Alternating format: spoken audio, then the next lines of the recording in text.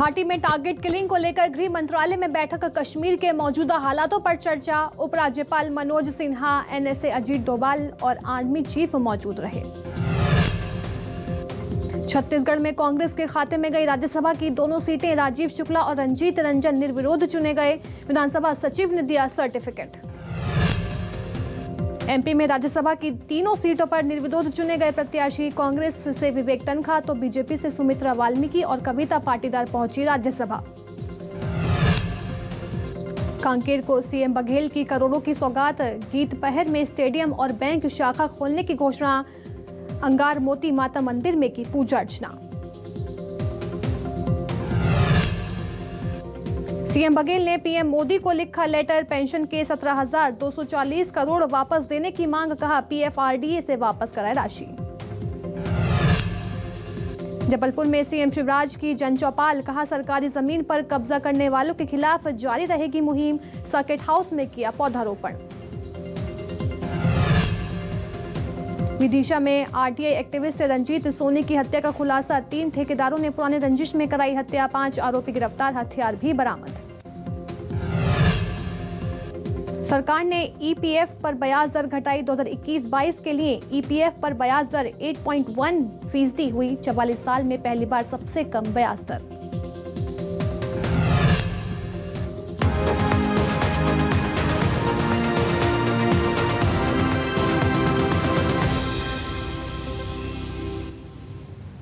नमस्कार, मैं अलीशा और आप देख रहे हैं न्यूज 24 मध्य प्रदेश छत्तीसगढ़। बुलेटिन की शुरुआत करेंगे बड़ी खबर के साथ। बता दें छत्तीसगढ़ के दौरे पर 2 केंद्रीय मंत्री हैं।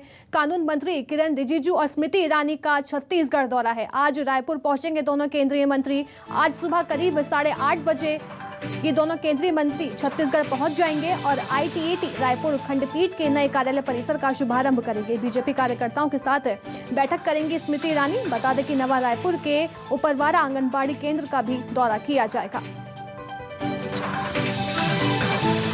आईटीएटी रायपुर खंडपीठ के नए कार्यालय परिसर का शुभारंभ करेंगे और साथ ही साथ बीजेपी कार्यकर्ताओं के साथ बैठक करेंगी स्मृति ईरानी। छत्तीसगढ़ के दौरे पर केंद्रीय मंत्री आने वाले हैं और करीब 8:30 बजे छत्तीसगढ़ पहुंच जाएंगे। कानून मंत्री किरण रिजिजू, स्मृति ईरानी का छत्तीसगढ़ दौरा है।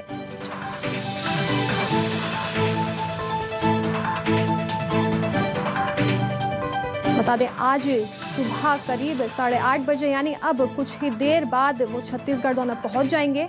आईटीएटी रायपुर खंडपीठ के नए कार्यालय परिसर का शुभारंभ करेंगे और साथ ही साथ बीजेपी कार्यकर्ताओं के साथ बैठक करेंगी स्मृति ईरानी।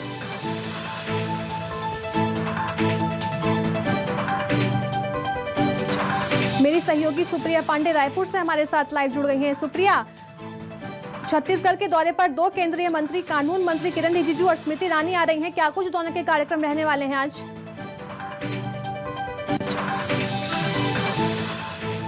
बिल्कुल अलीशा, देखिए आज 2 केंद्रीय मंत्री छत्तीसगढ़ के प्रवास पर रहेंगे और निर्धारित कार्यक्रम के अनुसार जो किरण रिजिजू है वो 8:20 को रायपुर पहुंच जाएंगे। इसके अलावा जो स्मृति ईरानी है वो 8:30 बजे तक रायपुर पहुंच पाएंगी। वहीं आपको दौरे की अगर हम बात करें तो केंद्रीय जो कानून मंत्री है वो आईटीआई कार्यालय का जो लोकार्पण है वो करने वाले हैं और इसके अलावा तमाम जो आयकर विभाग के अधिकारी हैं उनके साथ समीक्षा भी करेंगे। इसके साथ केंद्रीय मंत्री स्मृति ईरानी की अगर हम बात करें तो वो आएंगी और सीधे नवा रायपुर के उपरवारा में जाएंगी, जहां पर आंगनबाड़ी केंद्र का लोकार्पण करेंगी। जो नया रायपुर का उपरवारा वहां पर आंगनबाड़ी केंद्र जो है वो स्मार्ट तरीके से बनाया गया है। बच्चों के खेलने के लिए भी तमाम तरह की जो सुविधाएं हैं वो उस आंगनबाड़ी केंद्र में देखने को मिलेगी। तो उस आंगनबाड़ी केंद्र का पहले तो वो जो है निरीक्षण करने वाली है और इसके अलावा अगर कोई लापरवाह हुआ तो उन पर गाज भी गिर सकती है। इसके अलावा जो केंद्रीय मंत्री स्मृति ईरानी है वो बीजेपी के कार्यकर्ताओं से भी चर्चा करेंगी और इधर जो केंद्रीय कानून मंत्री किरण रिजिजू है वो भी बीजेपी के कार्यकर्ताओं से चर्चा करेंगे। तो सुप्रिया, स्मृति ईरानी जो है कार्यकर्ताओं के साथ बैठक करेंगी, तो क्या कुछ मुद्दे होंगे जिसको लेकर चर्चा की जाएगी? बैठक में क्या रणनीति बनाई जाएगी?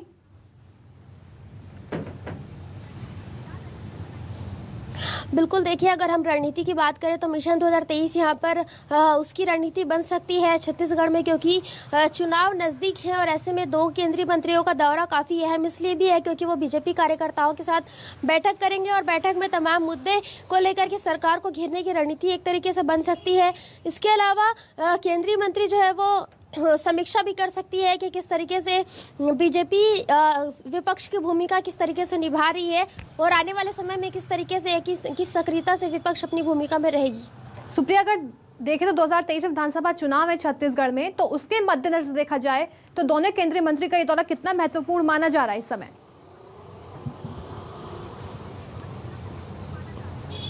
बिल्कुल अलीशा, दोनों केंद्रीय मंत्रियों का जो दौरा है वो काफ़ी महत्वपूर्ण है, क्योंकि दोनों केंद्रीय मंत्री आज ही आ रहे हैं और तमाम जो कार्यक्रम है वो उसमें शिरकत तो करेंगे ही, लेकिन लास्ट में जो है बीजेपी कार्यकर्ताओं और पदाधिकारियों से भी चर्चा करेंगे।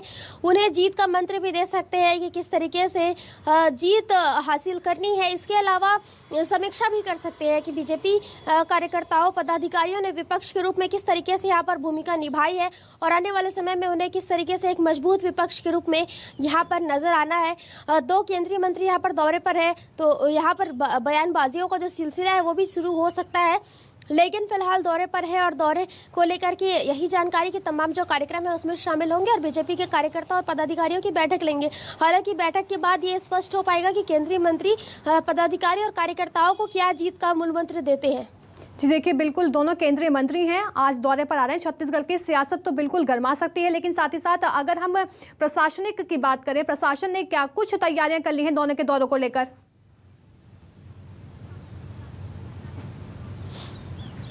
बिल्कुल, देखिए दोनों केंद्रीय मंत्री आ रहे हैं तो सुरक्षा व्यवस्था की दृष्टि से तमाम जो जवान हैं उनकी ड्यूटी लगाई गई है। काफ़ी जवान उनकी सुरक्षा में तैनात है, क्योंकि केंद्रीय मंत्री तो किसी भी तरह की सुरक्षा में जो चूक है वो बर्दाश्त नहीं की जाएगी। इसलिए प्रशासनिक अधिकारी अपने तरीके से तैयारी कर रहे हैं और तमाम जो प्रशासनिक अफसर है वो केंद्रीय मंत्री के दौरे को लेकर के जो है लगे हुए हैं और तमाम जो जवान हैं वो तैनात किए गए हैं ताकि ज्यादा से ज्यादा केंद्रीय मंत्रियों को जो सुरक्षा है दोनों केंद्रीय मंत्री दौरे पर हैं छत्तीसगढ़ के। सुप्रिया, बने रहिए, आगे भी आपसे खबरों पर लगातार अपडेट हम लेते रहेंगे। एक और बड़ी खबर, जहां सीएम बघेल के कांकेर दौरे का आज दूसरा दिन है। अंतागढ़ विधानसभा क्षेत्र का वो दौरा करेंगे और पोड़गांव और पंखजूर में ग्रामीणों से भेंट मुलाकात करेंगे। बता दें, मुठभेड़ में स्थानीय कार्यक्रम में भी शामिल होंगे और अलग अलग जनप्रतिनिधियों से भी सीएम मुलाकात करेंगे। अंतागढ़ विधानसभा क्षेत्र का दौरा करेंगे। बता दें, सीएम भूपेश बघेल प्रदेश व्यापी दौरे पर हैं और आज सीएम भूपेश बघेल का कांकेर दौरे का दूसरा दिन है और कई कार्यक्रमों में सीएम भूपेश बघेल शिरकत करने वाले हैं। मेरी सहयोगी लगातार बनी हुई है सुप्रिया। सीएम भूपेश बघेल का कांकेर दौरे का दूसरा दिन है, क्या कुछ उनके कार्यक्रम रहने वाले हैं? आज कौन कौन से कार्यक्रम है जिसमें वो शामिल होंगे?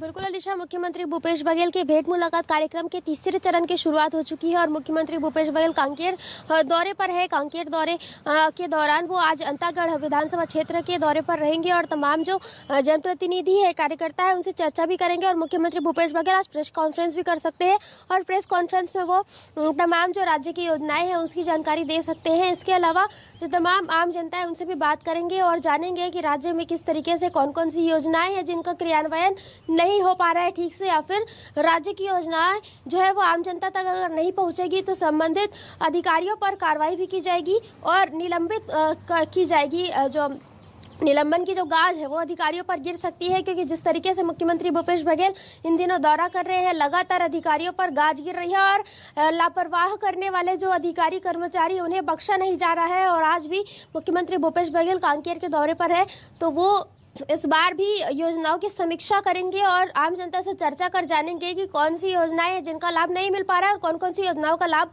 उन्हें मिल रहा है। सुप्रिया, देखिए लगातार भेंट मुलाकात का कार्यक्रम सिलसिला जो है वो सीएम भूपेश बघेल का जारी है और लोगों से उनकी समस्याएं जानकर हाथों हाथ उनका हल भी किया जा रहा है और जनप्रतिनिधियों से या कार्यकर्ताओं से बैठक भी कर रहे हैं, उनसे संवाद किया जा रहा है। लेकिन जब कार्यकर्ताओं से और जनप्रतिनिधियों से मुलाकात करते हैं सीएम भूपेश बघेल तो किन रणनीतियों के ऊपर चर्चा की जाती है, कौन से मुद्दे होते हैं जिसको लेकर चर्चा की जाती है?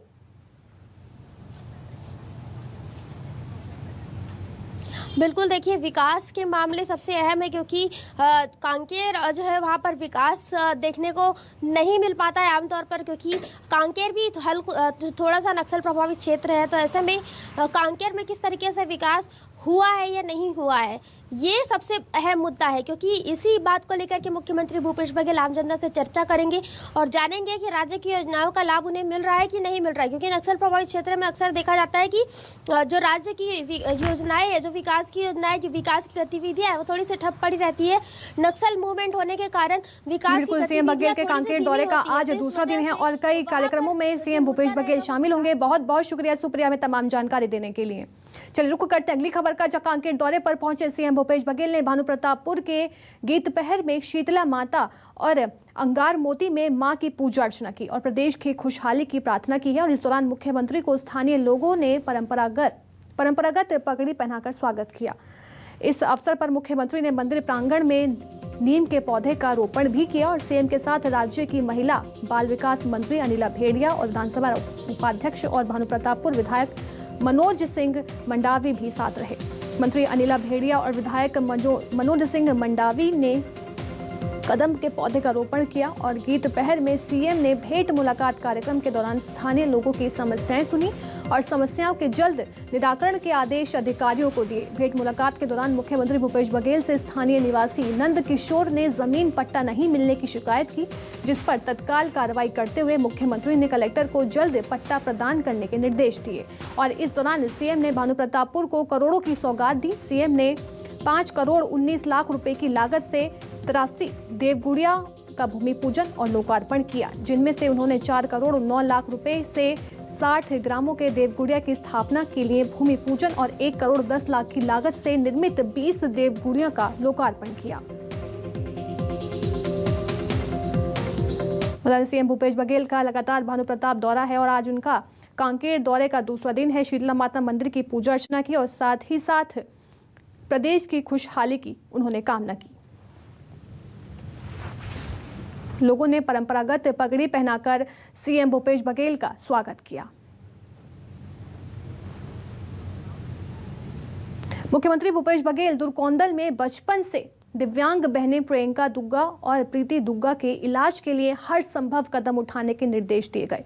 दुर्ग कोंदल भेंट मुलाकात कार्यक्रम की समाप्ति पर सीएम भूपेश बघेल लोगों से आवेदन लेने स्वयं उनके बीच पहुंचे और सीएम की नजर दिव्यांग बेटी प्रियंका दुग्गा पर पड़ी। मुख्यमंत्री ने तुरंत प्रियंका और उसकी बहन प्रीति को सामने बुलवाया और उनकी समस्या सुनी। प्रियंका ने बताया कि वो और उसकी छोटी बहन प्रीति दोनों बचपन से दिव्यांग हैं। सीएम ने दोनों बहनों के बेहतर से बेहतर इलाज के निर्देश कलेक्टर को दिए।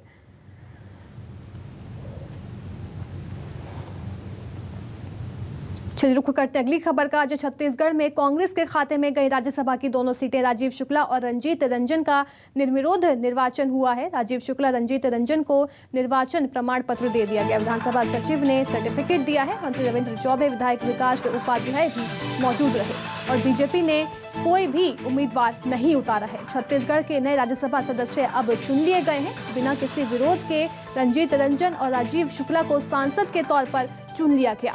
छत्तीसगढ़ विधानसभा के सचिव दिनेश शर्मा के दोनों के सर्टिफिकेट दिए गए हैं। रंजीत रायपुर पहुंची हुई थी, लेकिन सर्टिफिकेट लेने राजीव शुक्ला नहीं आए। उन्होंने अपने भाई को भेजा था।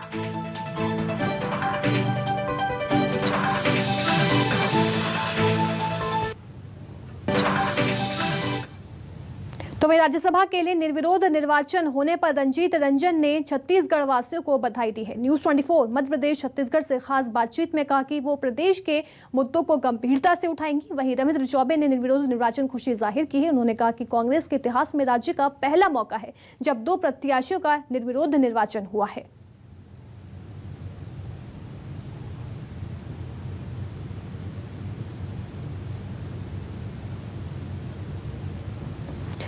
ये 2 तस्वीरें देखिए जब राज्यसभा कैंडिडेट निर्विरोध निर्वाचन किया गया, क्योंकि बीजेपी ने कोई भी उम्मीदवार नहीं उतारा, जिसके चलते छत्तीसगढ़ से कांग्रेस के दोनों प्रत्याशियों को राज्यसभा का उम्मीदवार चुन लिया गया है।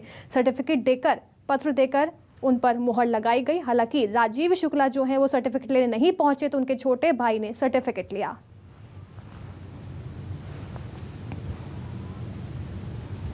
खबर भिलाई से है, जहां मेयर इन काउंसलिंग की बैठक हुई। नंदिनी रोड की शराब दुकान बंद कराने का फैसला लिया गया है। शहर हित के महापौर परिषद से दर्जनों प्रस्ताव पारित हुए। मेयर नीरज पाल की अध्यक्षता में महापौर परिषद की बैठक संपन्न हुई और कई जरूरी प्रस्ताव पर चर्चा कर यह निर्णय लिया गया।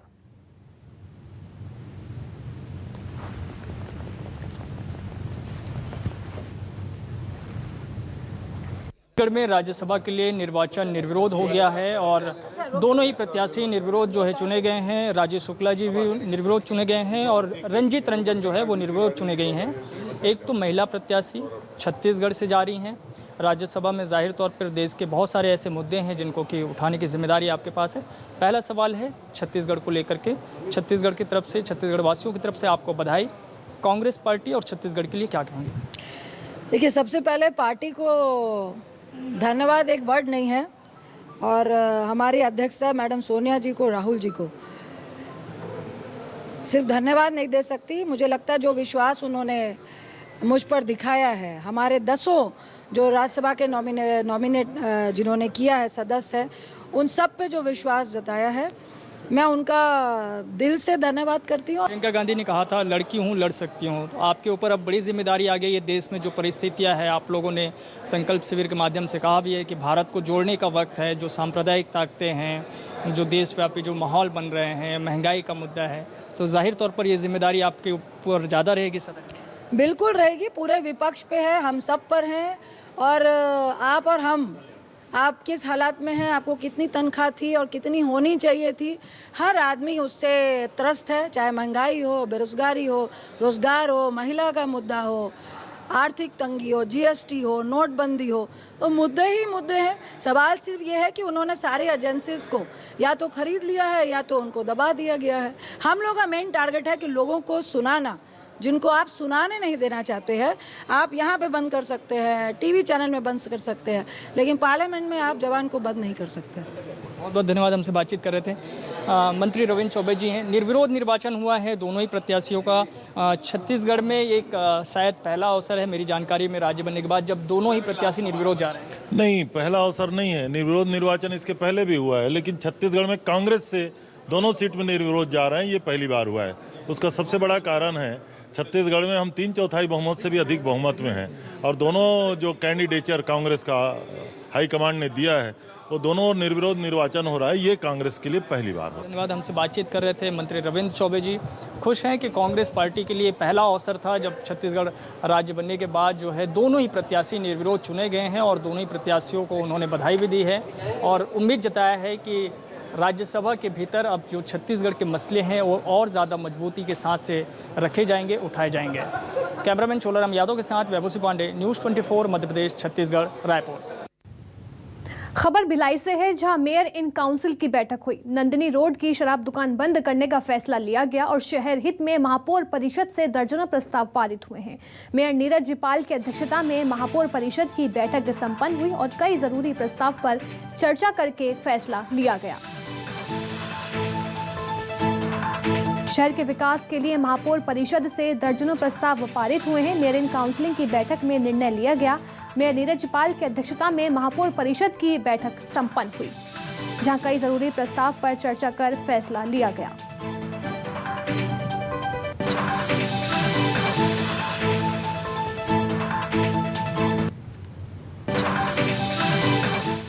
राजनांदगांव में सांसद संतोष पांडे ने जिला भाजपा कार्यालय में प्रेस कॉन्फ्रेंस ली।